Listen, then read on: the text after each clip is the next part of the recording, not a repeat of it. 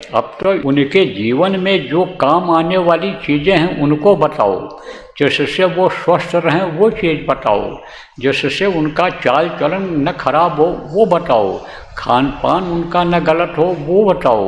मांस मछली अंडा शराब या ताड़ी अफीम इन बातों को बार बार याद दिलाओ कि इनसे दूर रहो, बुरे लोगों से दूर रहो, बुरी संगत से दूर रहो, जहाँ पर गंदगी रहती हो, जहाँ पर इस तरह की बातें होती हों, जहाँ पर देख लो कि हमारा खान पान खराब हो जाएगा, चरित्र हमारा गिर जाएगा, ऐसी जगह पर मत बैठो। यह सब बात बताना पड़ेगा, और नहीं तो साधना करेंगे और जानकारी नहीं होगी तो जाएंगे जहाँ अंडा पकता है, जहाँ पर यानी समझो कि मांस पकता है, उसी होटल में खा लेंगे। कहेंगे कि भाई तुम हमको दाल रोटी दे दो, कोई बात नहीं है, और वही कछुल और वही बर्तन आप पे समझो, और उसी में से वो निकाल के देगा दाल, और उसी में से उसी से वो शुरुआ वो गोश्त निकाल करके देगा, उसी चम्मच से उसी से दाल परोसेगा। जब दूसरा आदमी आएगा तो समझो शुद्धता रहेगी। तो कोई अगर ये सोचते हो कि इनको होटल का स्वाद मिल गया है, से लोग होटल बाजी वाले लोग ये सोचोगे कि हम साधना कर लेंगे होटल में खा लेंगे, तो होटल में खाओगे तो ये टल जाएगा आपका। क्या टलेगा? जो दया मिलनी है वो टल जाएगी।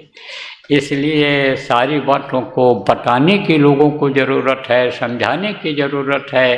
जो मुख्य रूप से हिंदी भाषा को नहीं समझते हैं और आप हिंदी को समझते हो, तो आप लोग उनको ये चीज़ ज़्यादा बताओ। कुछ दिन पहले आपको बताया था कि कर्नाटक में सुमिरन भी करता था, ध्यान भी करता था, भजन भी करता था, लेकिन मुर्गी पाले हुए था, मुर्गी का अंडा बेचता था। अब बेचता था तो समझो कि उसका पाप लगता था कि नहीं लगता था उसको। जब बताया गया, मेरा दौरा हुआ था, जब बताया गया, पूछा गया जिम्मेदारों से, बोले कोई नहीं बताया, बताना, तो समझो बताना जरूरी है। इन चीज़ों को भी बताना जरूरी है।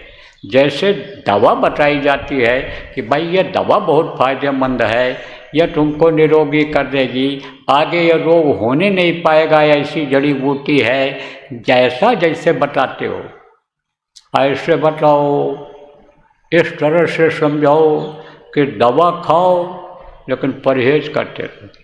कोई दवाएं ऐसी होती हैं कि एक बार खिला दिया तो उसका असर कई महीने तक रहता है, लेकिन अगर बदपरहेजी हो गई, बदपरहेजी किसको कहते हैं कि जो उसके असर को ख़त्म करती है, तो दवा का जो असर है वो ख़त्म हो जाएगा। होम्योपैथिक में भी कुछ इस तरह की दवाएं हैं, कुछ आयुर्वेदिक में भी इस तरह की दवाएं हैं।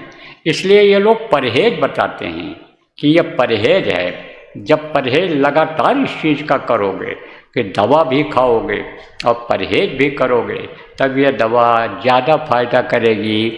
ऐसे ये बताओ कि साधना करोगे, सुमिरन ध्यान भजन करोगे, शिविर में बैठोगे, शिविर लगवाओगे तो आपको फायदा होगा, लेकिन यह सब परहेज करना जरूरी रहेगा।